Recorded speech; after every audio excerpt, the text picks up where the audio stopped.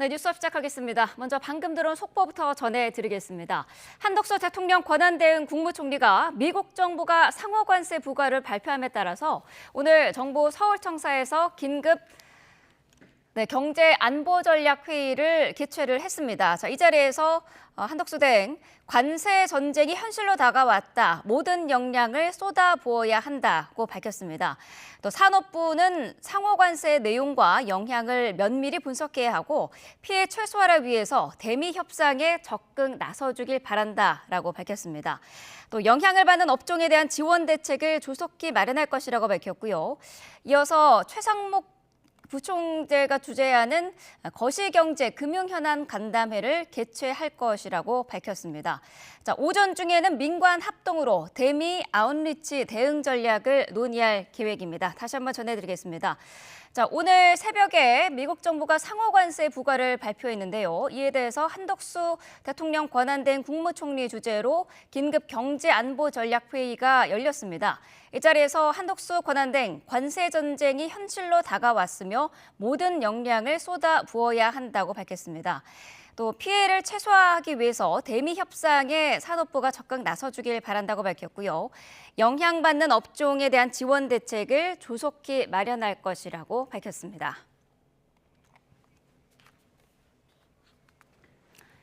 앞서 오늘 새벽에 트럼프 미 대통령 미국으로 수입하는 한국산 제품에 25%의 상호 관세를 부과한다고 발표했죠. 모든 국가에 10%의 기본 관세를 부과하고 불공정 무역 국가에는 추가 관세를 매기겠다는 건데요. 한국도 이 최악 국가에 포함돼 대응에 비상이 걸렸습니다. 워싱턴 홍상희 특파원입니다. My fellow Americans, this is Liberation Day. With today's action, we are finally going to be able to make America great again, greater than ever before. 트럼프 대통령이 모든 국가에 대한 상호 관세를 공식 발표했습니다. 상호 관세에는 모든 무역 대상국에 대한 10%의 기본 관세와 대규모 무역 적자를 유발하는 이른바 최악 국가에 대한 개별 관세가 더해집니다. 트럼프 대통령이 우리나라에 부과한 상호 관세는 25%입니다. 한국도 최악 국가 리스트에 포함된 겁니다. 중국은 34%, 일본 24%, 유럽연합에는 20%의 상호관세를 부과했습니다. 캄보디아에는 49%, 베트남 46%, 인도네시아와 스위스에도 30%대의 상호관세를 적용합니다. 10%의 기본관세는 현지 시간 5일부터, 국가별 관세는 오는 9일부터 추가로 부과됩니다.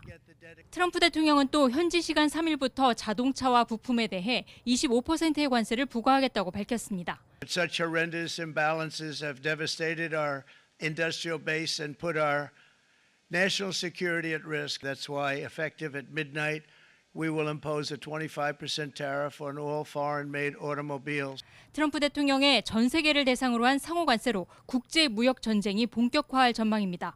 리더십 공백 상태인 우리나라의 대응에도 비상이 걸렸습니다. 워싱턴에서 YTN 홍상입니다. 윤석열 대통령 탄핵 심판 선고가 하루 앞으로 다가왔습니다. 이번 사건의 결정문과 윤 대통령 출석 여부 등 사전 절차들이 오늘 대부분 확정될 전망인데요. 취재기자 연결해 자세한 내용 알아보겠습니다. 송재인 기자. 네, 헌법재판소 앞입니다. 네, 헌법재판소도 막바지 준비에 분주하다고요? 네, 우선 제가 나와 있는 곳은 헌법재판소 전경이 내려다 보이는 인근 건물입니다. YTN은 오늘부터 내일 선고 때까지 이곳에서 윤 대통령 탄핵 심판 선고를 둘러싼 분위기를 보다 생생하게 전해드릴 계획인데요.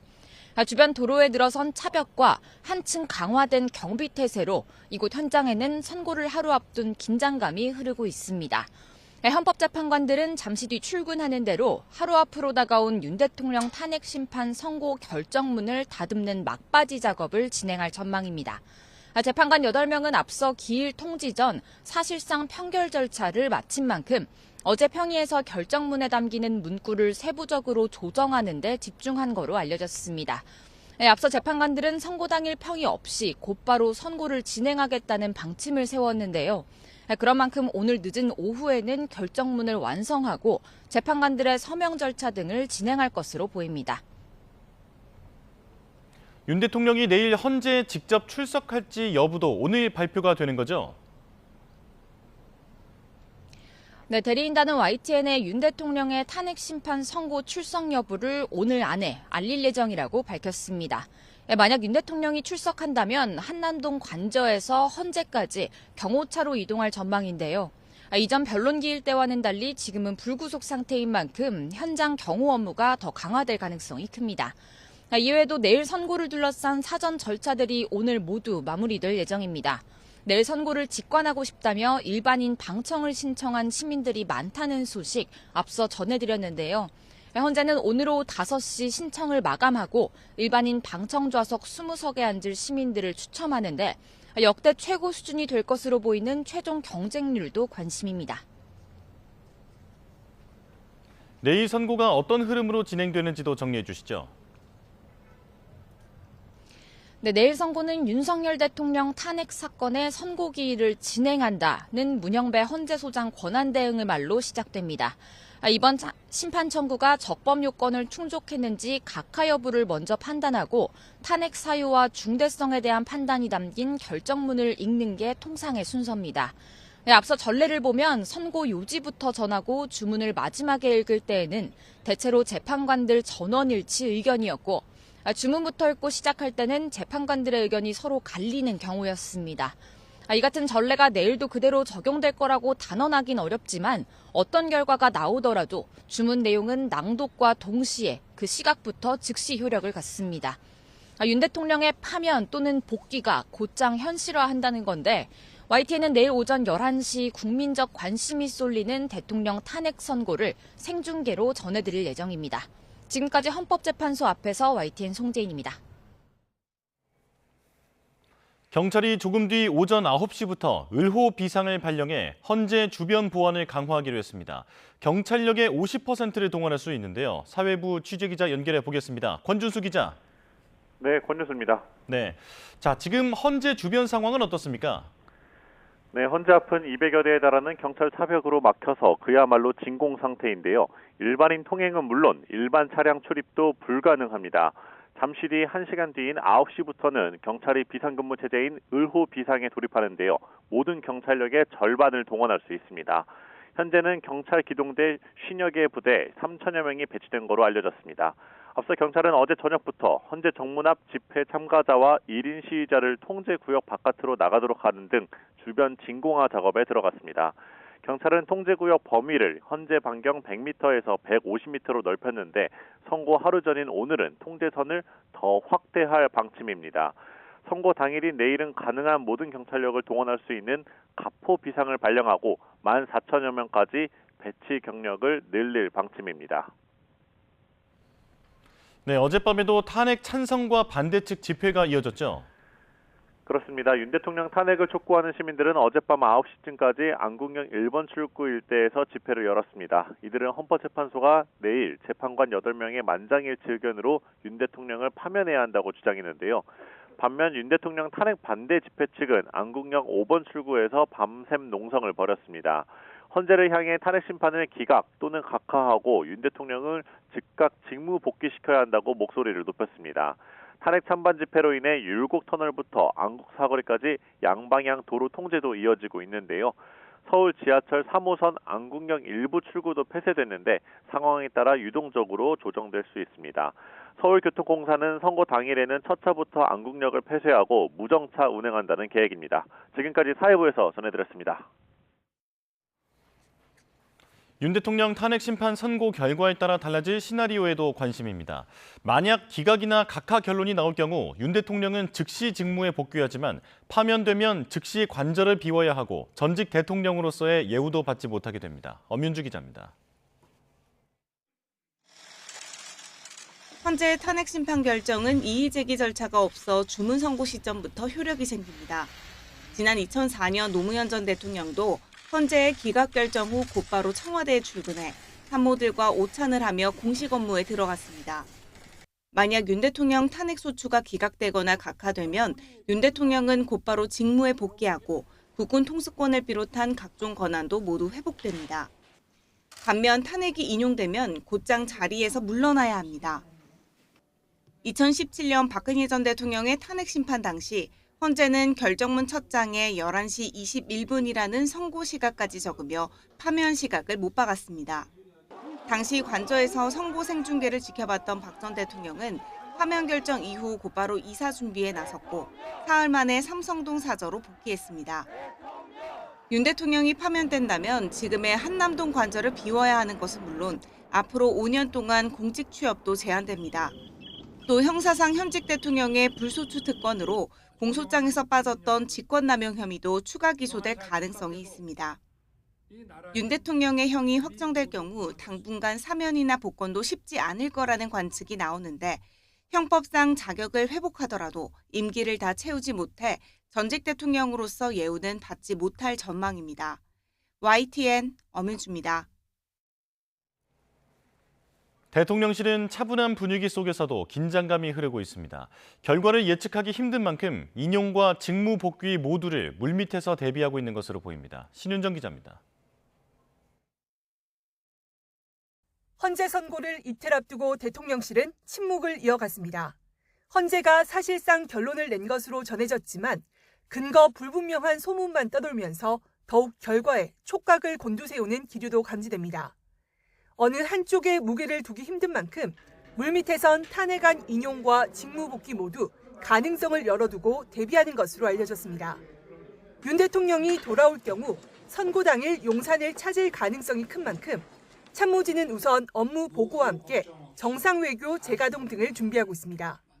여권 관계자는 윤 대통령이 직무에 복귀하면 개헌 등을 포함한 대국민 담화도 준비하고 있다며 내용과 발표 시기 등을 윤 대통령이 고심하고 있는 것으로 안다고 밝혔습니다.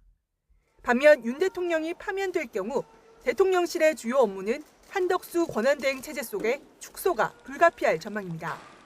일부 수석실의 경우 총리실과 기능이 겹치는데 총리실이 주요 국정 운영의 주도권을 쥐게 되기 때문입니다. 비상계엄 사태 뒤 이미 사의를 밝힌 참모진은 한대행에게 다시 사의를 표명할 가능성이 큽니다. 여기에 실무진도 여당으로 돌아가 조기 대선을 지원하거나 대통령 기록물 이관이나 업무 인수인계 등을 마무리하는 대로 용산을 떠나게 됩니다. 윤 대통령과 정권의 명운을 가를 헌재 선고가 임박할수록 대통령실 안팎의 적막감과 긴장감은 고조될 것으로 전망됩니다. YTN 신윤정입니다. 네, 계속해서 관련 내용 짚어보겠습니다. 이창근 국민의힘 하남을 당협위원장, 이동학 전 더불어민주당 최고위원과 함께하겠습니다. 어서 오십시오. 안녕하세요. 안녕하세요. 네.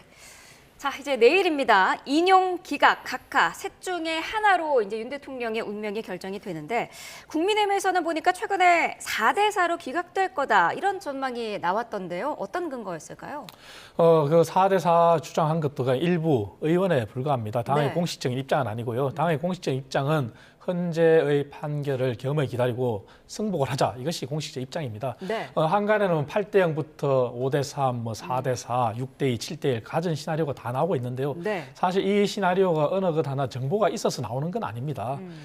윤석열 대통령 탄핵 선고와 관련해서 그 이전에 있었던 한덕수 총리 대통령 권한 대행의 선고, 네. 그리고 이진숙 방통위원장의 선고 이런 것들을 종합해서 그런 유출을 하고 있는데요. 저는 제가 드리고 싶은 말씀은 이러한 시나리오가 지금까지 다 맞은 적이 없지 않습니까? 네. 그래서 겸허하게 기다리고 국민들한테 더 이상 갈등과 혼란을 부추기는 그러한 발언을 양당이 더 이상 내놓지 말고 국민들 자극하지 말자 이런 네. 말씀 드리고 싶고요. 하지만 헌재에 있어서 지금까지 많은 논란이 있었던 것도 사실입니다. 네. 그래서 저는 이렇게 정리하고 싶어요. 5가지 쟁점 중에 비상계엄의 선포와 관련한 그런 국무의 요건은 네. 한덕수 총리 대통령 권한 대행의 일관된 주장으로 사실 그거는 위법적인 요건이 맞습니다. 그리고 두 번째 부분은 포고령 부분도 사실은 우리 헌법이 지난 80년대 그때 당시에 군사정부의 계엄 이후에 그런 계엄이 다시 재발되지 않게 하기 위해서 상권 분립을 명확하게 해놨거든요. 네. 그래서 그 부분도 사실은 유연적 요소가 맞다는 게 일반적인 이론입니다. 그리고 국회 봉쇄와 관련해서는 국회의원 체포 방해와 관련해서는 3명의 사령관의 얘기가 사법 판단을 핑계로 나오지 않았지 않습니까? 네. 하지만 헌재가 조성년 당시 수도방위사령부 단장을 직권으로 정의 채택을 해서 당시 대통령의 지시가 맞다 이런 확인을 했고요. 그리고 더 중요한 국회의원 체포와 관련해서는 홍장원 전 국정원은 차장의 메모가 아직까지 신빙성에 대해서 논란이 있지 않습니까? 그래서 이런 것을 종합해서 봤을 때 헌재는 늘 말씀드리지만 형법에 어떤 범죄가 있으면은 그 범죄가 벌금형이든 징역형이든 무조건 선고를 해야 됩니다. 네. 하지만 헌재는 탄핵과 관련해서는 설사 법을 위반했다 하더라도 그것이 직을 파면할 정도로 중하냐 그거거든요. 네. 그래서 한덕수 총리 대통령 권한 대행에 대해서도 40여 재판관을 임명하지 않은 것을 위헌이지만 직을 파면할 정도로 중하진 않다고 해서 직을 유지했지 않습니까? 네. 그래서 이러한 종합적인 것을 제가 설명드린 것처럼 지금은 정치권에서 더 이상 자극하는 말을 하지 말고 이제는 좀 국민들을 안심시키고 오늘 하루의 시간 남은 만큼 혼란을 부추기는 그러한 언행과 행동은 자제했으면 하는 게 제가 드리고 싶은 말씀입니다. 네, 직을 파면할 정도로 중하냐는 것이 가장 중요하다라고 말씀을 하셨는데 민주당은 어떤 입장일까요? 8대0 탄핵 인용 이것을 예측을 하고 있고요. 이거 왜 그러냐면 87년 6월 항쟁 이후에 굉장히 많은 피를 흘리면서 결국엔 지금의 헌법이 만들어진 거 아니겠습니까? 네. 헌법재판소라고 하는 것도 당시에 헌법을 만들 때 헌법의 최종 해석 권한을 그 기관에 맡긴 겁니다. 그렇기 때문에 지긋지긋한 군부 독재 이런 것에 얼마나 신임을 많이 했습니까? 그것을 이제는 없애고 문명국가를 연 겁니다. 문명국가라고 하는 게 뭐냐? 민주, 법치 이런 겁니다. 그렇기 때문에 자의적으로 누군가를 잡아 죽일 수 없고 잡아다가 고문할 수 없도록 그 시대를 완전히 종식을 시킨 것의 상징성을 헌법재판소가 갖고 있는 겁니다. 네. 근데 이번에 윤석열 대통령께서 직접 나서셔가지고 계엄령까지 내리고 군부 독재에 다시 이 그늘을 만들려고 했었던 그 시도가 이번에 다 드러나게 된 것이고요.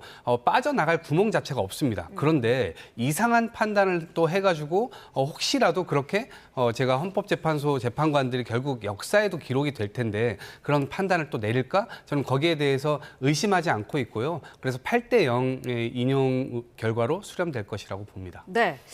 민주당의 8대0 만장일치 주장에 어제 나경원 의원은 대통령이 그렇게 해서 파면이 되면 법치주의가 아닌 떼법주의의 승리다 이렇게 주장을 했더라고요. 어떻게 들으셨습니까? 나경원 의원의 개인적인 의견입니다.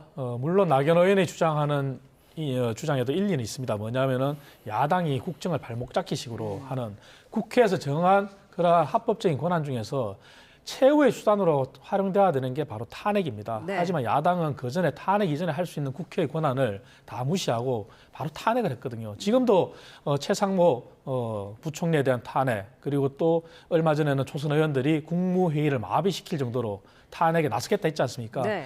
헌법에서 정한 요건이 국무회의 요건이 국무위원 15인 이상인데 만약에 민주당 초선 의원들의 말대로 국무위원 5명만 더 탄핵이 되면은 대한민국은 국무회의를 개최할 수 없습니다. 그 얘기는 대한민국 국정이 마비가 되는 겁니다. 그래서 나경원 의원의 주장이 그러한 야당의 최후의 수단으로 써야 될 탄핵을 남발한 것에 대해서 비판은 합리적이지만 네. 그 비판을 더해서 지금 현재 헌재의 판결을 기다리는 상황에서 국민 갈등이 증폭돼 있는데 그렇게 또다시 자극적인 발언을 하는 것은 저는 적절하지 않다 이렇게 보고요. 네. 나경원 의원도 물론 그 마음은 이해하지만 지금 국민들을 좀 안심시키고 겸하 기다리고 그리고 탄핵이 인용이 되든 기각이 되든 국민적인 혼란은 불보듯 떠납니다. 그래서 그 부분에 대해서 좀 더 중진 의원답게 네. 좀 그런 모범적인 모습을 보여주셨으면 하는 게 저희 개인적인 바람입니다. 나경원 의원은 무소불위의 제왕적 의회 권력이라는 표현을 쓰면서 거대 야당의 이런 정치 공세의 문제점을 지적하기도 했거든요. 이 부분은 어떻게 보셨어요? 저는 나경원 의원이 중진 의원이기도 하지만 또 판사 출신 아닙니까? 네. 그런데 완전히 극우 아스팔트 우파로 변신하는 모습을 제가 지금 보고 있다 이런 느낌인데요.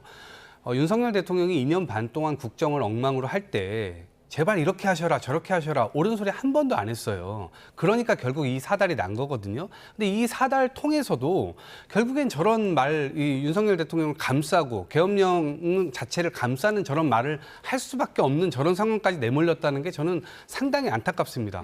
보수 괴멸의 깃발을 들고 지금 맨 앞장서서 지금 저렇게 하고 있는 거예요. 그런데 민주당이 그동안 탄핵안을 발의를 많이 했고 그동안 국정을 입법 독재다 이런 말을 막 계속해서 해왔는데 네. 실제로 민주당이 어디서 하늘에서 뚝 떨어졌습니까? 거대 야당이라고 하는 것 그냥 하늘에서 떨어진 거 아닙니다. 윤석열 대통령은 못하고 있기 때문에 그것에 대한 견제 심리를 분명하게 국민들께서 민주당에 기회를 주신 거예요. 민주당이 잘해서 주신 것도 아닙니다. 저희 겸허하게 그거 인정하고 있는데 윤석열 대통령이 하도 못하니까 그러면 집권 여당에서라도 사실은 잘못 방향을 내걸었을 때 이쪽 방향으로 좀 틀어주는 역할, 그런 중진의 역할을 하셨어야 함에도 불구하고 그런 역할 아무것도 안 하셨잖아요. 이제 와가지고 저렇게 헌법재판소를 짓밟는 얘기들을 하신다면 판사 출신으로도 그렇고 또 정치인도 이 국회의원도 헌법기관인데 스스로가 스스로를 깎아내리고 있다밖에 되지 않습니다. 그렇기 때문에 과연 이 지금의 집권 세력 자체가 저런 인식 속에서 국민들을 앞에서 이끌어왔나? 여기에 대해서 당연히 한심이 나올 수밖에 없고요. 네. 이런 부분들이 더 길게 가서는 안 된다. 그래서 빠르게 헌재가 이번에 8대0 이 인용 결정을 내리는 것이 이 국정 혼란을 가로막을 첫 번째 방법이다 이렇게 봅니다. 네, 정치권에서는 이른바 승복 공방이 벌어지고 있습니다. 국민의힘은 이재명 대표가 분명한 승복 메시지를 내야 한다고 요구를 했는데 여기에 이 대표가 승복은 윤석열 대통령이 하는 거다 이렇게 맞받았더라고요. 저는 큰 틀에서 헌법재판소의 판단 이런 것들은 당연히 존중해야 된다라는 네. 생각을 갖고 있고 이재명 대표 역시도 2주 전인가요? 방송에 나와서 당연히 그거는 너무나 당연한 일이기 때문에 굳이 한 번 더 확인하지 않아도 된다 이런 말씀도 하셨는데 그거는 기본적으로 깔려 있다라고 저는 생각을 합니다. 네. 그런데 기본적으로는 왜냐하면 이것이 헌법이라고 하는 게 민주공화정을 살아가는 사람들의 기본적 약속이기 때문에 그렇습니다. 그런데 재판의 당사자인 윤석열 대통령이 이 부분에 대한 승복 메시지를 던지지 않고 있어요. 오히려 저는 이것이 훨씬 더 큰 문제다. 왜 그러냐면 수사 과정이나 우리가 체포 과정도 다 지켜봤습니다만 법관이 발부한 영장조차 존중하지 않는 태도를 보였단 말입니다. 근데 이재명 대표는 엄청난 검찰 수사나 이런 압박 그리고 재판 이런 것들도 그 절차 내에서 모든 것들을 다 이행을 하는 모습을 그동안 보여왔고 말로 여러 가지 비판점들을 할 수는 있겠으나 네. 실제로 그걸 어긴 적은 없거든요. 그런데 이 순간에도 이재명 탓, 남 탓, 민주당 탓 이렇게 해서는 안 된다는 거죠. 그래서 국민의힘이 지금 이재명 대표에게 승복하라 이 메시지를 던질 게 아니라 네. 지금 이 순간에도 윤석열 대통령에게 제발 이 메시지를 내주시라 이렇게 해야 아마도 탄핵 인용이 된 이후에 혹시라도 대선이 열리게 될 경우에 본인들의 어떤 태세 전환이 가능하지 않겠습니까? 그런데 이거를 지금 윤석열 대통령 또 생략하고 반대편에 대해서 반국가 세력이라는 이미지를 계속해서 더 씌워내고 이렇게 하는 것 자체를 국민들 앞에서 결국에는 심판을 받게 될 것이다 이렇게 봅니다. 네, 지금 대통령 측도 변호인을 통해서 승복의 의사를 냈다고 이제 하는 거고요. 앞서서 말씀을 하셨습니다만은 이재명 민주당 대표도 기본적으로는 승복의 그런 거를 깔고 있다라고 말씀을 하셨는데 이렇게 하는 것이 아니라 뚜렷한 어떤 직접적인 선언이 필요하다. 그만큼 지금 선고 이후의 상황이 우려스럽다 이런 지적이 계속 나오고 있거든요. 맞습니다. 당연합니다. 이재명 대표는 절대 승복 메시지를 뚜렷하게 한 적이 없습니다. 방송 인터뷰에서 지나가는 말로 한 게 그게 다고요. 네. 이재명 대표가 어저께 승복은 윤석열 대통령이 하는 것이다. 그 말은 굉장히 부적절합니다. 그리고 이재명 대표에게는 어제 정말 천금 같은 기회가 있었습니다. 야당의 수장으로서 그리고 대선 후보 1위 주자로서 하지만 어제 기자회견은 얼마나 실망스러운 모습이었습니까? 어제도 여전히 좋은 말로 포장은 했지만 헌재를 압박하는 말로 일관했습니다. 그리고 민주당의 모습을 보면은 이재명 대표는 승복은 윤석열 대통령이 하는 것이라 얘기하면서 또 다른 한편에서 역할 분담을 한 게 아닌가 싶을 정도로 불복 메시지를 내고 있어요.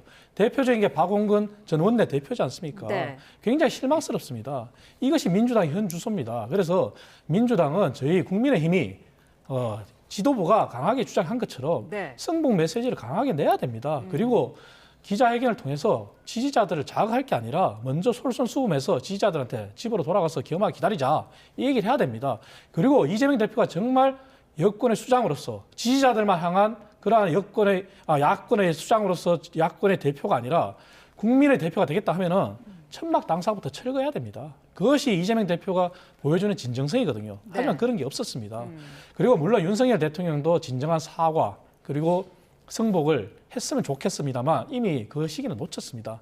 하지만 윤석열 대통령은 탄핵 심판의 당사자로서 이제 결과를 겸허히 기다리면은 네. 그 결과에 따를 수밖에 없습니다. 그래서 지금 윤석열 대통령 시간을 가지는 게 아니라 이제는 헌재의 시간에서 국민의 시간으로 넘어가는 시점에 정치권에서 오늘 하루만큼은 정치권의 시간을 가져야 됩니다. 그것이 이재명 대표가 솔선수범해서 그런 모습을 보여주시기를 저는 바라고 있습니다. 네. 어제 국회 본회의에서는 마은혁 후보자 임명 촉구 결의안이 이제 야당의 주도로 채택이 됐는데 대통령 선거가 내일인데요. 지금 이 시점에서 마 후보자 임명을 민주당이 촉구하는 이유는 어디에 있을까요? 기본적으로 행정부는 입법부에서 입법된 사항, 그러니까 법률을 중심으로 돌아가는 겁니다. 네. 법률이 통과가 됐어요. 그러면 그것을 존중하고 당연히 그걸 집행하는 겁니다. 그런데 헌법재판소 재판관을 당연히 국회에서 임명했고 추천하지 않았습니까? 근데 그것을 행정부가 거부할 어떤 권한도 없거든요. 그리고 이것에 대해서 거부를 본인이 할 수가 임명할 수 없다라고 얘기를 하니까 국회의장께서 직접 권한쟁의 심판까지 했잖아요. 그게 지금 나온 지도 벌써 몇 주가 지나가고 지금 한 달이 다 지나가고 있는 상황입니다. 네. 아니 공직자가 통과된 법률을 지키지 않을 도리가 있나요? 이거 왜 헌법을 안 지키죠? 그러니까 본인이 30년 공직을 해왔는데 이렇게 지키지 않으면 앞으로 누구한테 이 5천만 국민 누구에게 헌법을 지켜라, 법을 지켜라 얘기할 수 있겠습니까?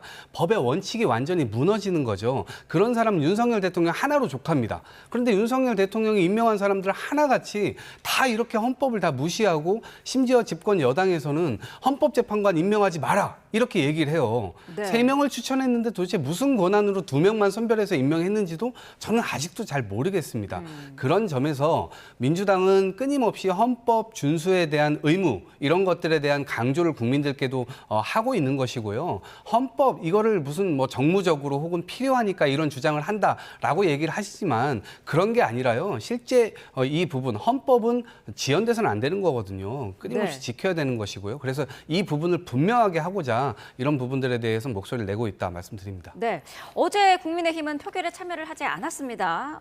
국민의힘 박충건 의원이 마은혁 후보자는 공산주의자다 이런 이제 발언을 하면서 민주당이 항의를 하자 이제 퇴장을 다 한 거였죠. 사실 뭐 박충건 의원의 말도 적절하지 않다고 생각합니다. 이런 것이 이제 양당의 강대강으로 부딪히는 건데요.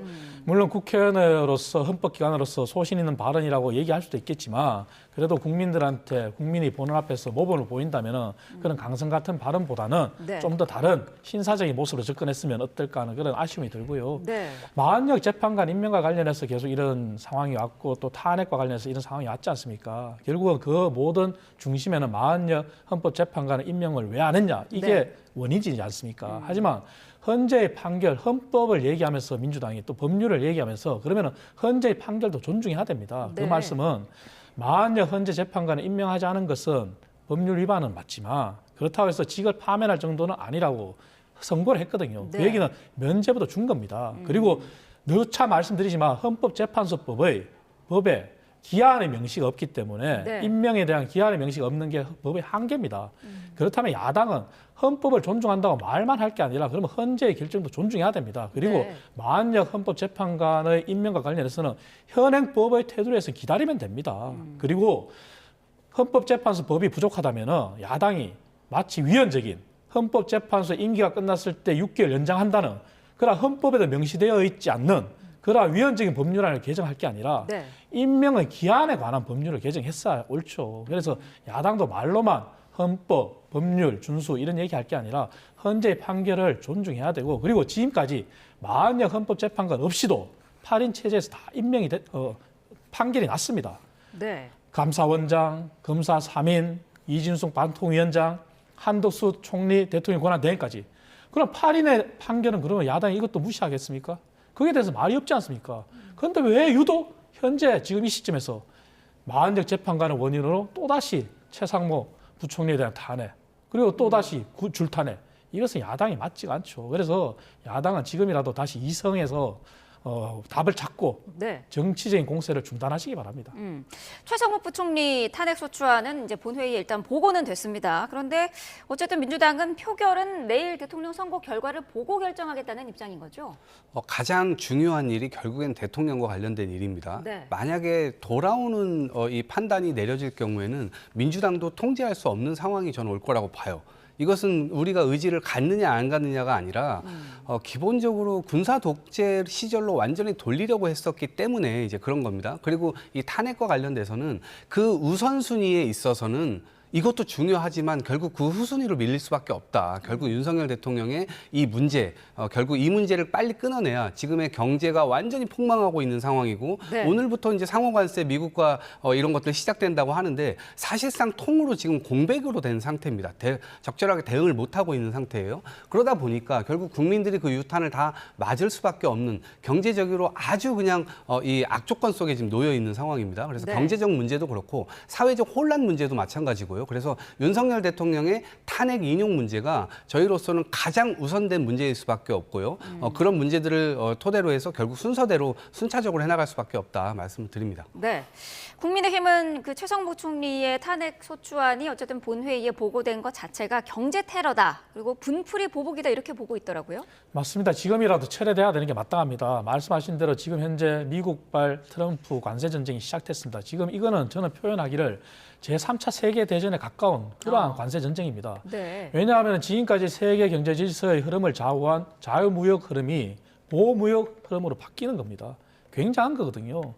미국의 1930년대 대공황 당시에도 어떻게 됐습니까? 보호무역주의로 일관하다가 전 세계가 같이 침체에 빠졌습니다. 네. 지금 그런 상황이 오지 말란 법이 없거든요. 그리고 우리나라가 세계 공장으로 찾아갔던 중국, 그리고 베트남, 그리고 베트남 이후에 캄보디아가 될지 인도가 될지 모르겠지만 그러한 나라들의 관세율이 49%, 46%입니다. 네. 그럼 대한민국이 어디에서 답을 찾겠습니까?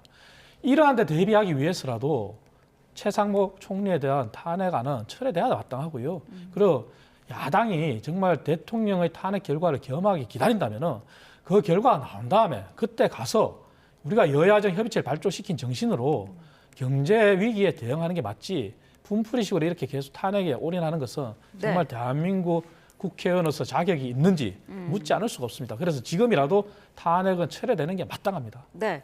민주당에서는 한덕수 권한대행에 대한 재탄핵 카드는 여전히 유효한 겁니까? 네, 유효한 상태고요. 왜냐하면 법을 어기고 있는 상태는 너무나 명확하잖아요. 그래서 헌법을 지키지 않으면 국가 질서라고 하는 게 유지가 될 수가 없는 거죠. 그리고 이 중요한 시기에 지금 경제적으로 굉장히 중요한 시기라고 말씀하셨는데 이 중요한 시기에 도대체 왜 이런 계엄령을 내리고 그렇게 저렇게 버티기까지 하고 심지어 잘못을 인정조차 안 하면서 시간을 차일피일 끌어가는 것인지 국민들을 왜 염장을 계속해서 이렇게 질러댔는지 여기에 대해서도 오히려 이해할 수가 없는 것이고요.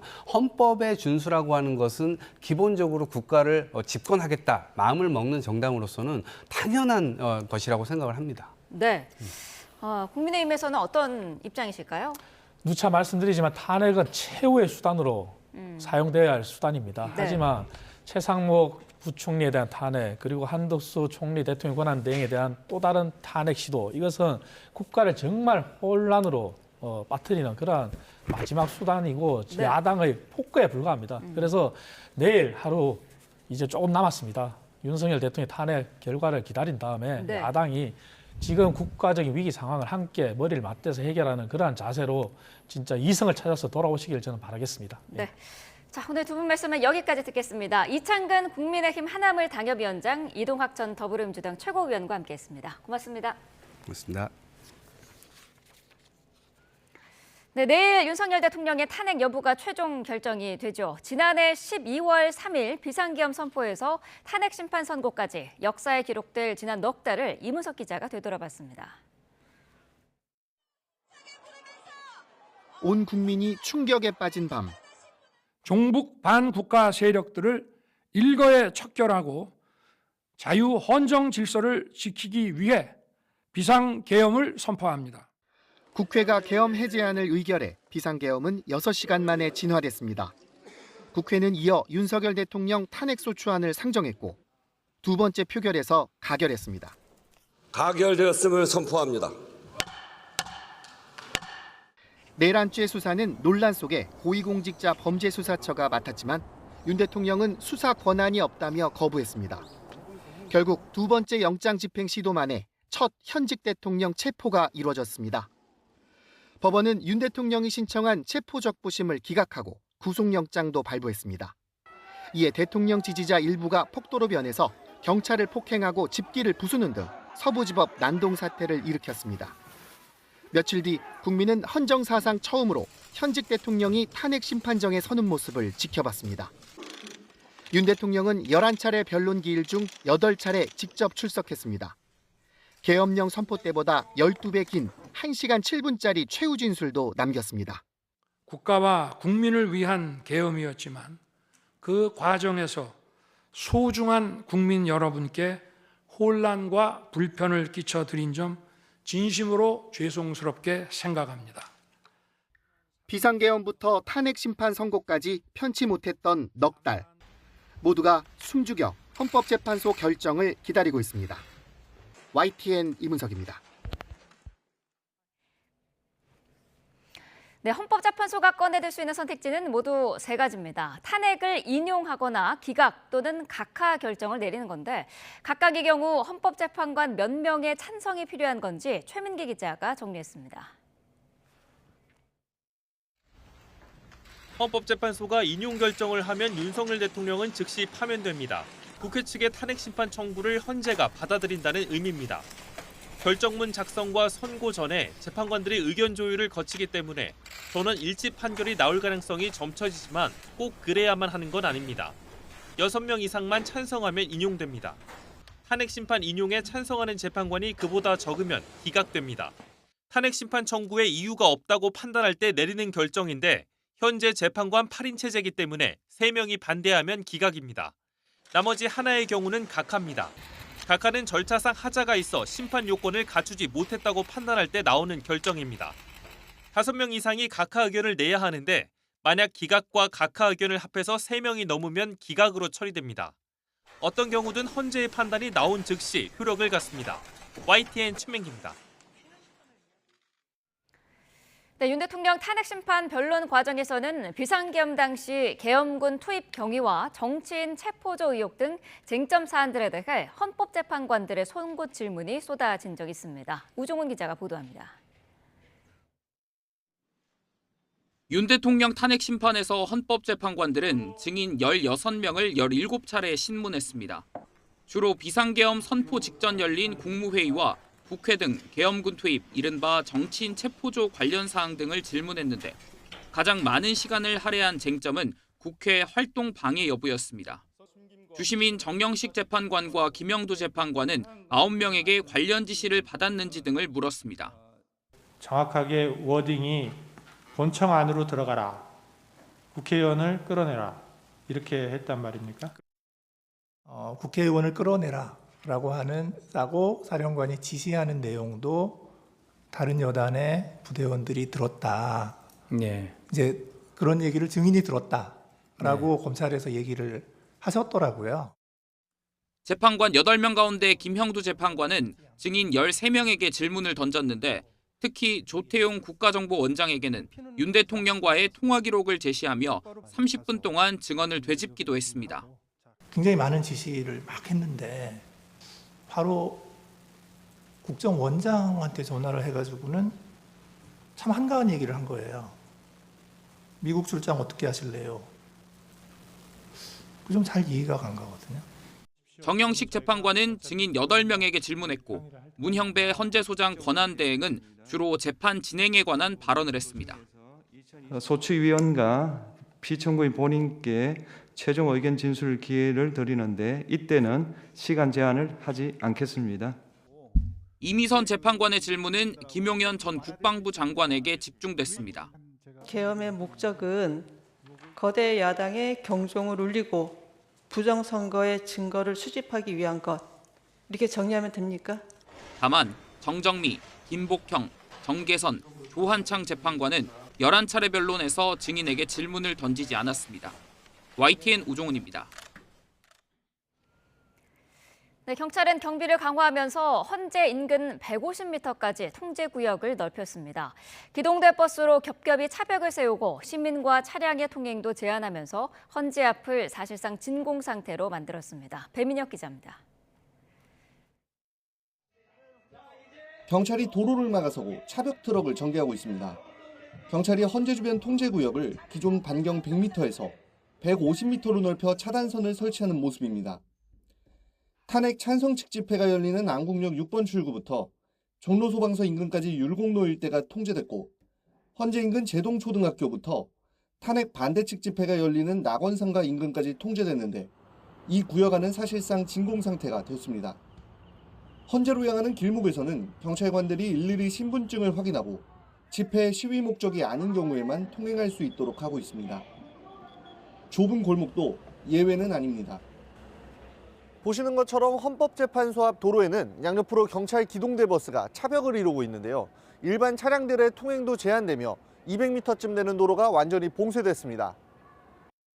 경찰은 선고기일 하루 전인 오늘은 통제선을 더 확대할 거라며 탄핵 찬반 양측의 완충지대를 위한 차단선도 설치할 방침이라고 설명했습니다. 헌재 일대 긴장감이 높아지는 가운데 인근 문화시설에서는 선고기일이 공지된 날부터 오는 7일까지 휴관한다는 안내문도 볼 수 있었습니다.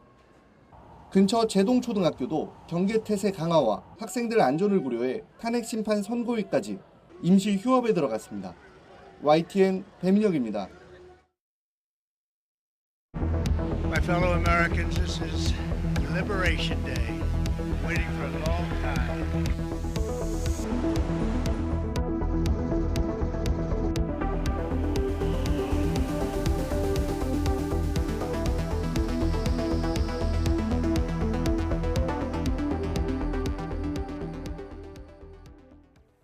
트럼프 미 대통령이 미국으로 수입하는 한국산 제품의 25%의 상호 관세를 부과한다고 발표했습니다.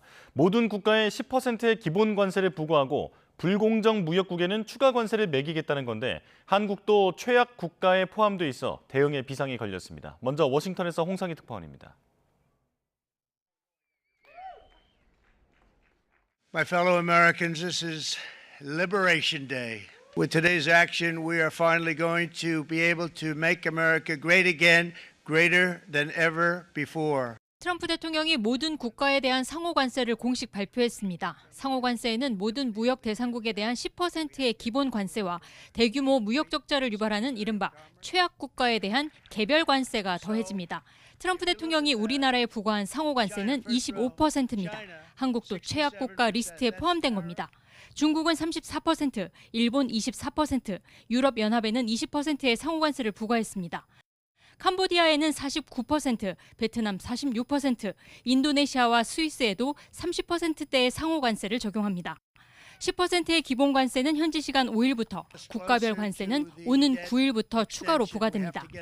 트럼프 대통령은 또 현지 시간 3일부터 자동차와 부품에 대해 25%의 관세를 부과하겠다고 밝혔습니다. Such horrendous imbalances have devastated our industrial base and put our national security at risk. That's why, effective at midnight, we will impose a 25% tariff on all foreign-made automobiles. 트럼프 대통령의 전 세계를 대상으로 한 상호관세 폭탄으로 국제 무역 분쟁이 본격화할 전망입니다. 리더십 공백 상태인 우리나라도 대응에 비상이 걸렸습니다. 워싱턴에서 YTN 홍상입니다.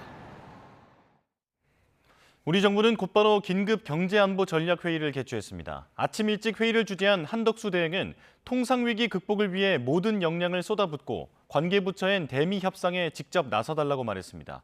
박기재 기자 자세한 내용 전해주시죠.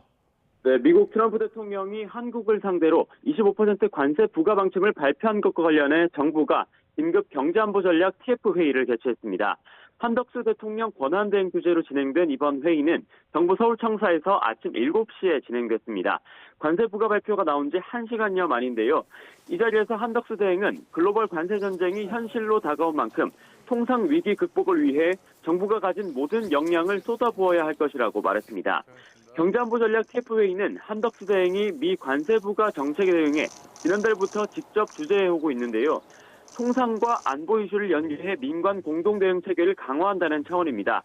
오늘 긴급회의에는 일단 한덕수 대행을 비롯해 최상목 경제부총리와 안덕근 산업부 장관, 정인교 통상교섭 본부장 등 정부 관계자들만 참석했습니다. 한 대행은 이 자리에서 안덕근 산업부 장관에게 오늘 발표된 상호관세의 상세 내용과 영향을 면밀히 분석하라고 지시했습니다. 상호관세 발효 시점이 오는 9일인 만큼 피해를 가능한 줄이기 위해 대미 협상에 적극 나서고 자동차를 비롯해 영향 업종에 대한 긴급 지원 대책도 조속히 마련하라고 했습니다. 이어 정부는 최상목 경제부총리 주재로 거시경제금융간담회를 열고 외환과 금융시장 영향도 점검합니다. 이와 함께 오전 중에는 안덕근 산업부 장관 주재로 민간과 함께 대미 아울리치를 비롯한 공동 대응 전략을 논의할 계획입니다. 또 한덕수 대행이 오늘 오후에 한 차례 더 경제안보전략 TF 회의를 개최합니다. 여기에는 기업 관계자들도 함께 참여해 미국의 이번 25% 관세 부과 정책에 대한 민관 대응 전략을 논의할 예정입니다. 지금까지 정치부에서 YTN 박씨입니다. 네, 4.2 재보궐선거에서 야권이 잇따라 승리한 가운데 여권은 텃밭인 경북 지역을 지키는 데 그쳤습니다. 비상계엄 사태와 탄핵 정국이 영향을 준 것 아니냐는 분석이 나오는데요. 보수 진영의 결집도가 떨어졌고 중도층 반발도 여전하다는 건데 민주당 역시 전남 담양을 빼앗겨 마냥 웃을 수만은 없게 됐습니다. 김철희 기자입니다. 이번 재보선은 국회의원이나 시도지사를 선출하지 않는 데다 탄핵 전국까지 맞물리며 비교적 조용하게 치러졌지만 예상외로 이변이 많았습니다. 보수 텃밭으로 꼽혀온 경남 거제와 부산에서 민주당과 진보 진영이 잇따라 승리를 거둔 겁니다. 특히 거제시장의 경우 민주당은 2018년 단 한 차례 승리했을 뿐 당선자를 거의 배출하지 못했던 지역임에도 60%에 육박하는 득표율을 얻었습니다. 경기도의원 선거도 예상 밖 결과였는데 2022년 지방선거 때 국민의힘 후보가 61.4%를 득표했던 곳에서 이번엔 민주당이 과반을 차지했습니다. 이에 지난해 총선 당시 해당 지역에서 낙선했던 이광재 전 강원도지사는 불법 계엄에 대한 심판이란 평가를 SNS에 남겼습니다. 실제 이번에 야권이 선전한 배경엔 탄핵 정국 장기화에 따른 피로감에 보수 유권자들이 대거 투표장을 외면한 것 아니냐는 분석도 나옵니다. 그렇다고 민주당 완승이었다고도 할 순 없는데 안방으로까지 거론되는 호남 지역 전남 담양군수 자리를 조국혁신당에 뺏겼기 때문입니다. 경쟁을 하면 더 지역 발전이 있다는 생각을 우리 국민들께서 또 국민들께서 염원하지 않았냐 그렇게 생각됩니다. 당내 비이재명계를 중심으로 이재명 대표의 비호감도 문제를 거론할 가능성도 있지만 혁신당이 지역 일꾼론을 강조했던 데다 표차도 1000표 미만에 그쳐 적절치 않은 지적이란 반론도 적지 않습니다. YTN 김철입니다. 김건희 여사 연루 의혹이 제기된 도이치모터스 주가 조작 사건의 대법원 판단이 오늘 나옵니다. 대법원은 오늘 오전 11시 15분 권오수 전 도이치모터스 회장 등 9명에 대한 상고심 선고를 진행합니다. 권 전 회장 등은 지난 2009년부터 2012년 사이 91명 명의의 계좌 157개를 동원해 도이치모터스 주가를 조작한 혐의 등을 받습니다. 2심 재판부는 지난해 9월 권 전 회장에게 징역 3년에 집행유예 4년, 전주 손모 씨에게는 징역 6개월에 집행유예 1년을 선고하는 등 관련자 대부분에 대해 유죄를 선고했습니다. 네, 지난해 5월 서울 강남역 인근에서 발생한 의대생 교재 살인 사건의 피해자 어머니가 법정에 출석해 엄벌을 요구했습니다. 피해자 어머니는 어제 서울고등법원에서 열린 20대 최모 씨의 2심 재판에 증인으로 출석해 최 씨의 거짓과 변명에 재판부가 쉽게 흔들리는 모습을 마주하면서 혼자 고통의 시간을 감내하는 것조차 허용되지 않는다는 걸 느꼈다고 말했습니다. 그러면서 최 씨의 반성문보다 딸을 잃고 더는 행복하지 않기로 다짐한 엄마의 엄벌 탄원서에 더 귀를 기울이고 관심을 가져달라고 호소했습니다. 강원 강릉 옥계항에 정박한 외국 화물선에서 코카인으로 추정되는 물질 1.7톤이 발견됐습니다. 우리나라 국민이 한 번씩 투약할 수 있을 정도의 양으로 역대 최대 규모입니다. 송세혁 기자가 취재했습니다. 새벽 6시 반쯤 강원 강릉 옥계항에 정박한 32,000톤급 화물선 A호입니다. 해경 특공대원들이 기관실 창고 문을 열자 비닐로 꽁꽁 싸맨 물건이 빼곡히 쌓여 있습니다. 알파벳이 적힌 포장을 뜯어내자 흰색 가루가 나오고 간이 시약으로 검사한 결과 마약 양성 반응이 나타납니다.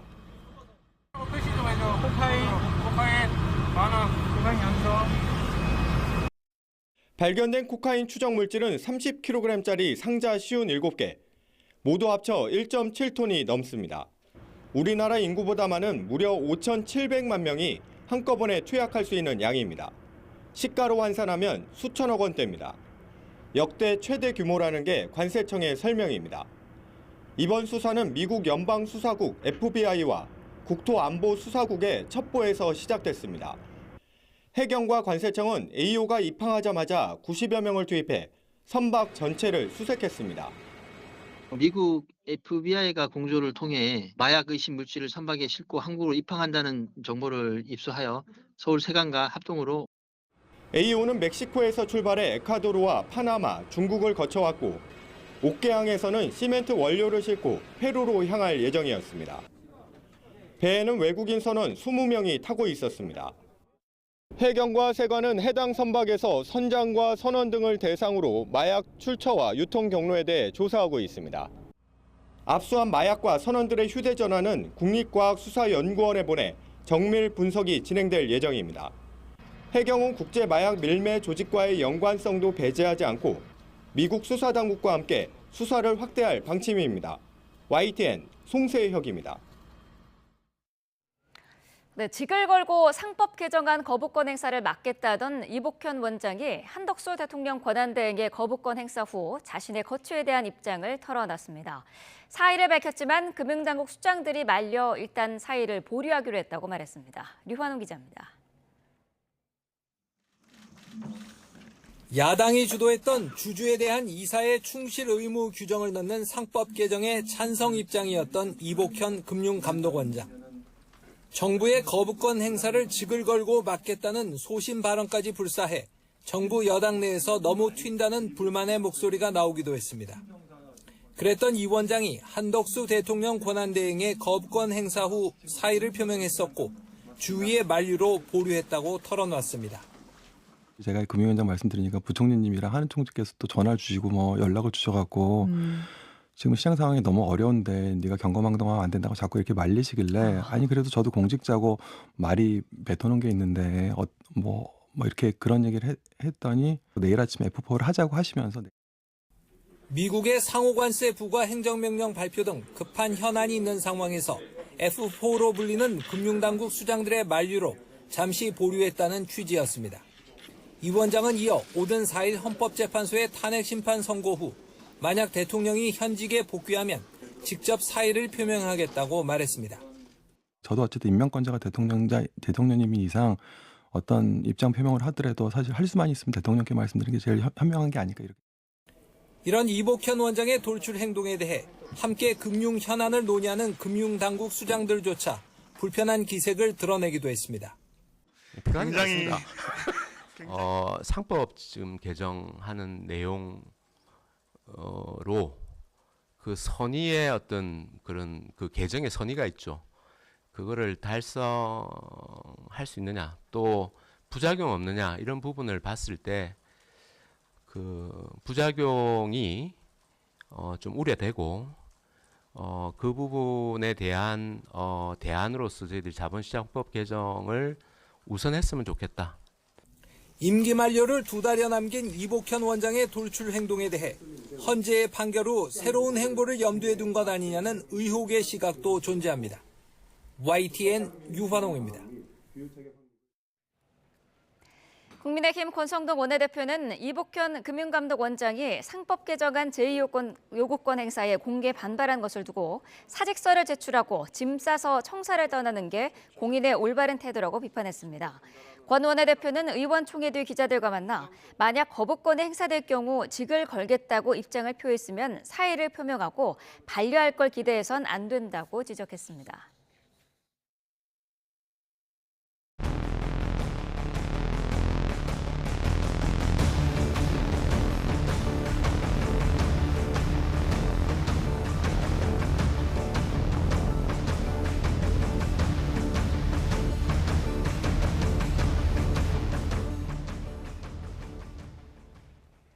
윤석열 대통령 탄핵 심판 선고가 이제 26시간 앞으로 다가왔습니다. 이번 사건의 결정문과 윤 대통령 출석 여부 등 사전 절차들이 오늘 대부분 확정될 전망인데요. 취재기자 연결해 자세한 내용 알아보겠습니다. 송지인 기자. 네, 헌법재판소 앞입니다. 네, 선고가 하루 앞으로 다가오면서 헌법재판소도 막바지 준비에 분주하다고요. 네, 우선 제가 나와 있는 곳은 헌법재판소 전경이 내려다 보이는 인근 건물입니다. YTN은 오늘부터 내일 선고 때까지 이곳에서 윤 대통령 탄핵 심판 선고를 둘러싼 분위기를 보다 생생하게 전해드릴 계획입니다. 주변 도로에 늘어선 차벽과 한층 강화된 경비 태세로 이곳 현장에는 선고를 하루 앞둔 긴장감이 흐르고 있습니다. 헌법재판관들은 잠시 뒤 출근하는 대로 하루 앞으로 다가온 윤 대통령 탄핵 심판 선고 결정문을 다듬는 막바지 작업을 진행할 전망입니다.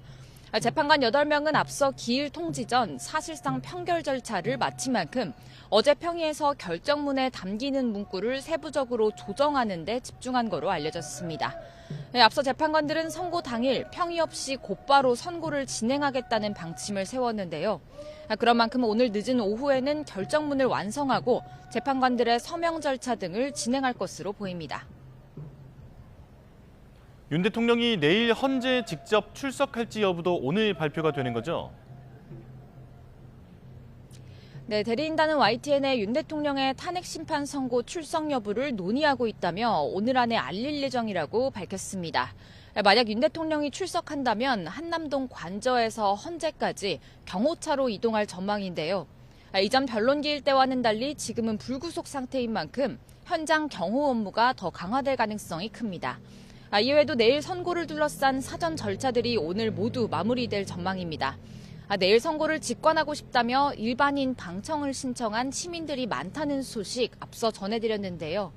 헌재는 오늘 오후 5시 신청을 마감하고 일반인 방청 좌석 20석에 앉을 시민들을 추첨하는데 역대 최고 수준이 될 것으로 보이는 최종 경쟁률도 관심 대상입니다. 내일 선고가 어떤 흐름으로 진행되는지도 끝으로 정리해 주시죠. 네, 내일 선고는 윤석열 대통령 탄핵 사건의 선고기일을 진행한다는 문영배 헌재소장 권한대행의 말로 시작됩니다. 이번 심판 청구가 적법 요건을 충족했는지 각하 여부를 먼저 판단하고 탄핵 사유와 중대성에 대한 판단이 담긴 결정문을 읽는 게 통상의 순서입니다. 앞서 전례를 보면 선고 요지부터 전하고 주문을 마지막에 읽을 때에는 대체로 재판관들 전원 일치 의견이었고요. 주문부터 읽고 시작할 때는 재판관들의 의견이 서로 갈리는 경우가 많았습니다. 전례가 내일도 그대로 적용될 거라고 단언하긴 어렵지만 어떤 결과가 나오더라도 주문 내용은 낭독과 동시에 그 시각부터 즉시 효력을 갖습니다. 윤 대통령의 파면 또는 복귀가 곧장 현실화한다는 건데 YTN은 내일 오전 11시 국민적 관심이 쏠리는 대통령 탄핵 선고를 생중계로 전해드릴 예정입니다. 지금까지 헌법재판소 앞에서 YTN 송재인입니다. 경찰은 조금 뒤 오전 9시부터 의호 비상을 발령해 헌재 주변 보안을 강화하기로 했습니다. 경찰력 50%를 동원할 수 있는데요. 사회부 취재기자 연결합니다. 권준수 기자. 네, 권준수입니다. 네, 헌재 주변 상황 전해주시죠. 네, 헌재 앞은 200여 대에 달하는 경찰 차벽으로 막혀서 그야말로 진공 상태인데요. 일반인 통행은 물론 일반 차량 출입도 불가능합니다. 잠시 뒤 9시부터는 경찰이 비상근무 체제인 을호 비상에 돌입하는데요.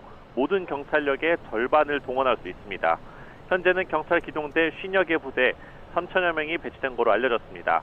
앞서 경찰은 어제 저녁부터 헌재 정문 앞 집회 참가자와 1인 시위자를 통제구역 바깥으로 나가도록 하는 등 주변 진공화 작업에 들어갔습니다. 경찰은 통제구역 범위를 헌재 반경 100m에서 150m로 넓혔는데 선고 하루 전인 오늘은 통제선을 더 확대할 방침입니다. 선고 당일인 내일은 가능한 모든 경찰력을 동원할 수 있는 가포 비상을 발령하고 14,000여 명까지 배치 경력을 늘릴 예정입니다.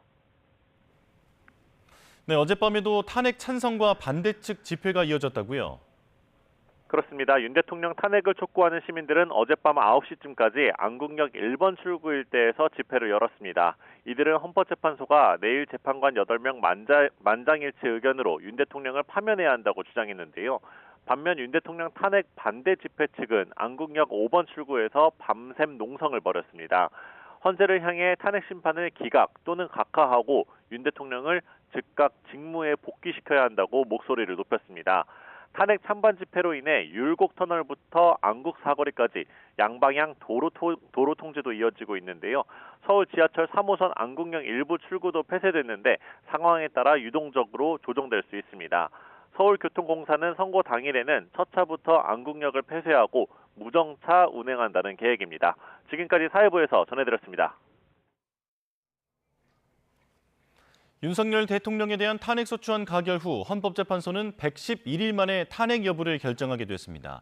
이 기간 윤 대통령의 구속과 석방이 이어지고 한덕수 대통령 권한대행이 직무정지가 되는 등 전국이 요동쳤는데요. 박희재 기자가 탄핵소추 이후의 과정을 정리했습니다. 300표 중 가 204표, 부 85표, 기권 3표, 무효 8표로서 가결되었음을 선포합니다. 두 차례 표결 끝에 국회에서 가결된 윤석열 대통령 탄핵소추안. 헌법재판소로 접수되면서 탄핵 심판 일정이 시작됐습니다. 첫 변론 준비 기일에서 검찰 특수통과 판사 출신 등으로 꾸려진 대통령 측 변호인단. 그리고 전직 헌법재판관을 필두로 구성된 국회 측 변호인단이 처음으로 대면했습니다. 지금부터 2024 헌납 8 대통령 탄핵 사건에 관한 제1차 변론 준비 기일을 진행하겠습니다. 헌법재판관 6명으로 시작한 심판. 나머지 3명에 대한 임명을 보류했던 한덕수 국무총리 탄핵안이 가결된 이후 권한대행에 오른 최상목 경제부총리가 2명만을 임명한 건 또 하나의 변수로 꼽힙니다. 정계선 조한창 후보에 대해서는 오늘 즉시 임명하되 나머지 한 분은 여야의 합의가 확인되는 대로 임명하겠습니다. 이런 가운데 수사권 논란 속 고위공직자 범죄수사처에 체포된 윤석열 대통령. 이후 변론기일에 헌정사상 처음으로 출석하면서 온 국민적 관심이 쏠렸습니다. 2달에 걸쳐 진행된 법정 공방. 마지막까지 계엄의 정당성과 불법을 다투는 논리들은 양측 모두 한 차례도 굽혀지지 않았습니다. 과거의 계엄과는 완전히 다른 것입니다. 무력으로 국민을 억압하는 계엄이 아니라 계엄의 형식을 빌린 대국민 호소입니다. 전 국민이 TV 생중계를 통해 국회를 침탈한 무장한 계엄군들의 폭력 행위를 지켜보았습니다. 하늘도 알고 땅도 압니다. 방송과 신문은 물론 유튜브로 더 생생하게 전해졌던 탄핵 심판 111일. 윤 대통령의 구속과 구속 취소. 법정에 이어 광장에서도 탄핵 찬반 양측이 대치하면서 어느 때보다도 주목받는 선고날이 될 전망입니다. YTN 박희재입니다.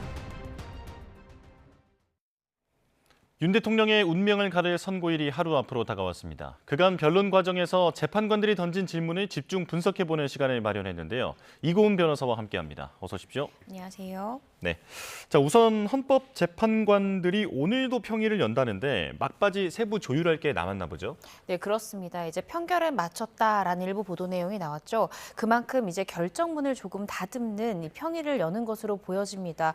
오늘도 오전과 오후 평일을 거쳐서 이제 결정문을 마지막으로 수정하고 이제 세밀하게 다듬는 이런 절차에 나아갈 것으로 보여지는데요. 사실상 마무리 단계이니만큼 지금 와서 어떤 의사결정이 바뀌기보다는 결정문에 조금 더 국민적 설득력을 높이는 방향으로 다듬는 과정이 아닐까 조심스럽게 추측을 해봅니다. 예, 그렇다면 그 결정문은 어떻게 작성이 되는 건지도 궁금한데 주도하는 재판관이 있습니까? 네, 주심 재판관이 이제 다수 의견을 기초로 해서 주도해서 작성을 합니다. 물론 결정문의 초안 같은 경우에는 이 헌법재판소의 연구관들이 이제 TF팀으로 구성이 되어서요. 그 TF 연구관들이 초안을 작성을 합니다. 그래서 그 초안을 바탕으로 평결을 거쳐서 다수 의견이 정해지겠죠. 네. 그것이 뭐 만장일치일 수도 있고 아니면 다수와 소수 의견 나눠질 수는 있습니다. 그런데 이렇게 초안을 바탕으로 해서 주심 재판관인 이 정영도 재판관이 이 다수 의견 결정문을 완성시키는 그런 단계에 나아가고요. 아마 오늘 오전 오후에 평의가 열릴 것이고 또 내일 아침에도 평의가 열린다 한다면 이제 정영도 재판관 나름에는 이제 다수 의견을 다듬는 것이고요. 일부 소수 의견 내지는 별개 의견, 보충 의견이 있는 재판관들 같은 경우에는 자신도 그 이유를 낭독해야 되기 때문에 이제 자신의 의견 부분을 좀 수정할 그럴 가능성은 우리가 생각해 볼 수 있을 것 같습니다. 네. 자, 그런가 하면 헌재가 당초에는 내일 취재를 전면 금지했다가 재판관들의 출근길 취재 정도는 제한적으로 허용할 가능성이 있어 보이는데요. 자, 왜 이렇게 입장이 바뀐 걸까요? 아무래도 이 서부지법 난동 사태 이후에 어떤 법원을 향한 테러나 혹은 뭐 어떤 지지자들의 굉장히 또 극렬한 그런 시위나 집회 가능성 때문에 헌재에서도 이런 안전성을 고려해서 이런 판단을 한 것이 아닌가 조심스럽게 추측을 해봅니다. 그래서 헌재에서는 아예 출근길 취재 자체를 전면 이제 금지를 했다가 제한적으로 허용하겠다라는 보도가 나오고 있는데요. 제한적으로 허용하는 그 방법도 일단은 언론사 취재진한테만 허용하겠다라는 것이고 미리 이 취재진의 이 리스트를 좀 보내면 그 부분 헌재가 확인을 한 다음에 확인된 리스트에 있는 이 언론사 직원들만 들여보내겠다라는 겁니다. 이렇게 함으로써 어떤 유튜버나 어떤 사적인 이런 방송을 하는 사람들의 출입은 좀 금하는 그런 절차에 나아가는 것이 아닌가 싶습니다. 예. 자, 이제 그간의 변론 과정에서 재판관들이 던졌던 질문을 조금 짚어보겠습니다. 일단 5가지 탄핵 사유로 정리를 할 수가 있는데 재판관들의 질문이 주로 이 중에 어느 곳에 집중이 됐나요? 네, 아무래도 이제 비상계엄 선포 요건을 과연 갖췄는가, 그러니까 즉 비상계엄을 선포할 수밖에 없었던 이 사유가 무엇이고 결정 배경이 무엇인가 그 부분에 대해서 질문이 집중이 됐고요.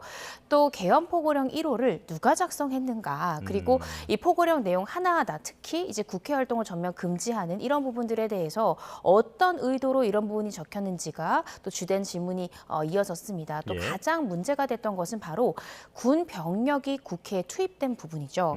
이것은 CCTV로 모두 남겨져 있고요. 언론사들이 취재했기 때문에 부정할 수 없는 사실관계입니다. 따라서 윤 대통령 입장에서도 제 생각에는 가장 넘기 어려운 허들이 바로 국회에 군 병력을 투입시켰다라는 것이고 창문을 부수고 이 국회 내부로 진입했다라는 거죠. 그래서 이것이 국회 기능을 무력화시키고 마비시킬 의도였는지 아니면 윤 대통령이 주장하는 것처럼 질서 유지를 위해서 군을 투입한 것인지 이 부분에 대해서 집중적으로 추궁이 됐고요. 증인신문 당시에도 많은 분들 기억하시겠지만 뭐 각종훈 사령관이랄지 이진우 전 사령관이랄지 이런 주요 증인들이 이 부분에 대한 주로 이 질의응답이 오갔다라는 것을 많은 분들 기억하실 겁니다.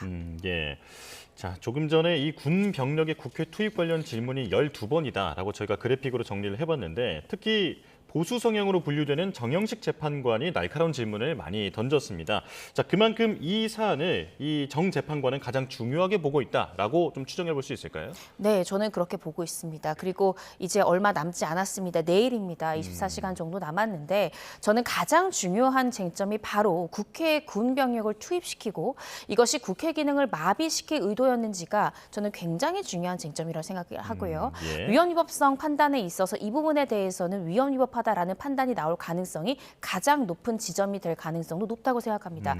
같은 흐름으로 이 포고령 1호에서도 국회 활동을 전면 금지한 부분이랄지 비상 입법기구 관련한 쪽지 관련한 이런 논점이랄지 이런 것들이 모두 국회 기능을 마비시킬 의도가 있었는지 이 부분이 윤석열 대통령에게는 가장 취약한 그러니까 논리적으로 방어하기 굉장히 어려운 쟁점이라고 생각이 들고요. 또 이렇게 물증 CCTV나 아니면 언론사의 영상들이 분명히 남아있기 때문에 이것을 반박하기가 굉장히 어렵거든요. 그래서 이 주심 재판관도 이 부분 군 병력을 왜 투입했냐를 두고 곽정근 전 사령관에게 이렇게 호통을 치면서 의원이냐 요원이냐 국회의원이냐 똑바로 이야기해야 된다라고 이렇게 이야기했던 부분들도 많은 증인신문 장면 기억하실 텐데요. 그만큼 굉장히 물증이 남아있는 중요 쟁점이다. 그리고 내일 어떻게 생각하면 파면 여부를 가릴 수 있는 가장 중요한 쟁점으로도 우리가 볼 수 있다. 저는 이렇게 평가하고 있습니다. 예. 자, 그리고 중도 성향으로 분류가 되는 김형두 재판관은 계엄 선포의 적법성에 대한 질문을 주로 던졌습니다. 자, 그런데 이 내용이 한덕수 총리, 이상민 전 장관 지금 이런 국무회의와 관련한 증언이 상당히 달랐거든요. 어떤 쪽에 더 신뢰성을 부여할 거라고 보십니까? 이 부분이 이제 어떤 부분이냐면요. 이 계엄을 선포하려면 이제 국무회의를 거쳐야 되는데 그런 절차적 요건을 갖췄는가 이 부분을 봤던 겁니다. 그러면서 국무회의 선포 직전에 있었던 이 국무회의에 참석했던 국무위원들에게 질문을 한 건데요. 한덕수 총리 같은 경우에는 일종의 간담회 정도였고 제대로 된 이 국무회의라고 평가할 수 없고 절차적 흠결이 있었다라고 답변한 반면 이상민 행안부 장관 같은 경우에는 여태까지 국무회의 중에 가장 충실했고 서로의 의견이 팽팽하게 오갔다라는 취지로 충실하고 적법한 국무회의였다. 이렇게 양자의 증언 내용이 팽팽하게 갈렸습니다. 물론 지금 김용현 전 국방부 장관 같은 경우에도 국무회의 문제 없었다고 답변하긴 했거든요. 그렇지만 현재 참고인으로서 이 수사기관에서 진술한 국무위원들의 다른 조서들이 있습니다. 마지막 변론기일 때 그런 부분들이 나왔기 때문에 다른 국무위원들의 진술도 볼 것 같습니다. 네. 자, 내일 윤 대통령 탄핵 심판 선고를 앞두고 국민의힘이 잠시 뒤에 지도부 비상대책 회의를 여는데요. 현장으로 바로 가보겠습니다.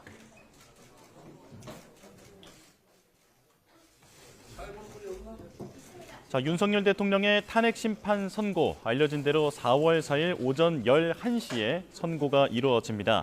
자, 국민의힘은 지도부 회의를 열어서 전국 현안과 대응 방안을 논의할 것으로 보이는데요. 자, 어제 재보선 선거 결과 그리고 또 헌법재판소를 향한 공개 언급도 있을지 주목됩니다.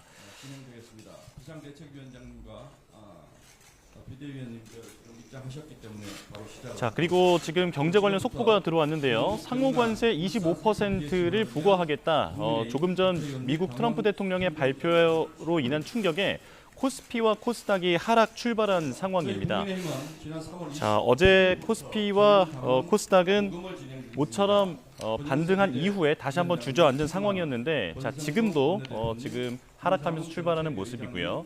자, 상호관세 25%, 한국에 대해서 25%를 부과하겠다라는 트럼프 미 대통령의 발표에 우리 증시가 하락 출발했습니다. 삼성전자와 하이닉스, SK하이닉스 그리고 현대차 같은 대형주가 줄줄이 하락하고 있다라는 소식도 전해드립니다.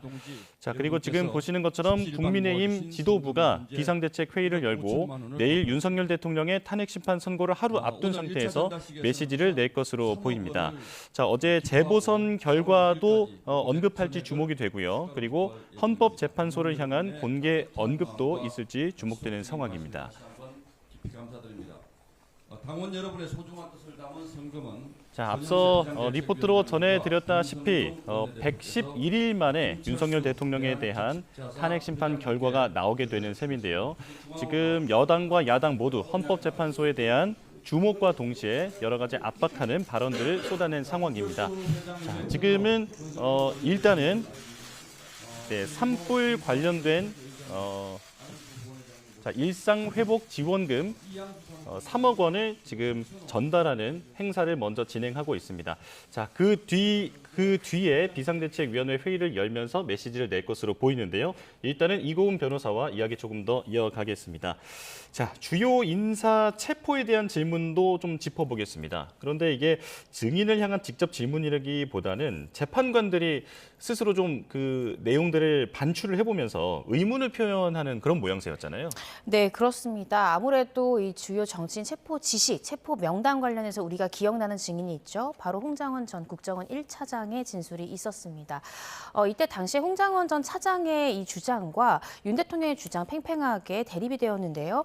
홍장원 전 차장의 진술은 이렇습니다. 대통령으로부터 전화가 먼저 왔고 싹 다 잡아들여, 이번 기회에 잡아들여 라는 내용의 통화 이후에 여인영 전 사령관으로부터 전화를 받아서 체포 명단을 들었고 그것을 내가 적은 다음에 이 보좌관으로 하여금 정서시켰다라는 게 홍장원 전 차장의 주장인 반면 윤석열 대통령 같은 경우에는 이 주요 정치인에 대한 체포 지시 싹 다 잡아들여 이런 말 한 사실이 전혀 없다라고 이야기를 하면서 오히려 이 간첩을 검거하는 것 관련해서 방첩사를 좀 도와줘라 이런 내용으로 통화를 했을 뿐이다라고 주장을 했습니다. 예.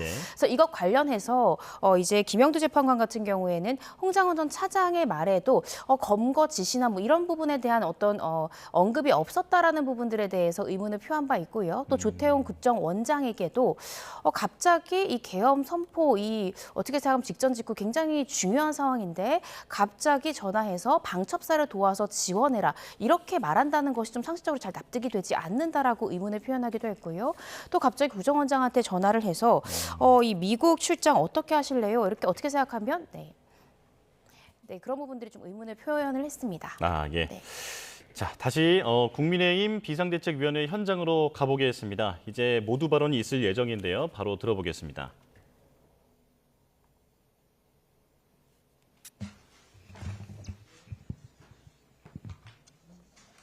어제 전국 23개 지역에서 재보궐선거가 치러졌습니다. 선거 결과를 무겁게 받아들입니다. 국민의 목소리에 더욱 세심하게 귀를 기울이고 더욱 가열차게 변화하고 혁신하면서 국민의 마음을 얻을 때까지 모든 노력을 멈추지 않겠다는 말씀을 드립니다. 내일 대통령 탄핵 심판 선고가 예정돼 있습니다. 국회 탄핵소추 이후 111일, 변론 종결 이후 38일 만입니다. 지금 우리나라는 대통령 직무 복귀를 주장하는 국민들과 이를 반대하는 국민들로 갈라져서 극단적인 대립을 보이고 있습니다. 탄핵 심판 결과가 어떻게 나오든 큰 갈등과 혼란이 발생할 수밖에 없는 위태로운 상황입니다. 결국 가장 중요한 것은 헌법재판소의 올바른 판결입니다. 헌재가 국민들께서 납득할 수 있는 공정한 판결을 내려야만 판결 이후의 갈등과 혼란을 최소화할 수 있습니다. 헌법재판관들께서 법리와 원칙, 한 사람 한 사람의 양심에 따라 올바른 판결을 내려주시기를 기대합니다. 그런데 판결을 앞둔 이재명 대표와 민주당의 태도는 정말 충격적입니다. 이재명 대표는 승복 여부를 묻는 질문에 승복은 윤석열이 하는 것이라며 사실상 불복을 선언했고 민주당 의원들의 불복 선언이 줄줄이 이어졌습니다. 자신들이 원하는 결과가 나오지 않을 것 같자 이에 대비한 빌드업인지 마지막까지 헌재를 압박하기 위한 대국민 겁박인지는 알 수 없으나 어느 쪽이든 책임 있는 정치 지도자의 태도라고 할 수 없습니다. 이재명 대표가 바라는 것이 충돌과 유혈 사태인지 묻지 않을 수 없습니다. 애당초 오늘의 사태를 불러온 데는 민주당 책임이 가장 큽니다.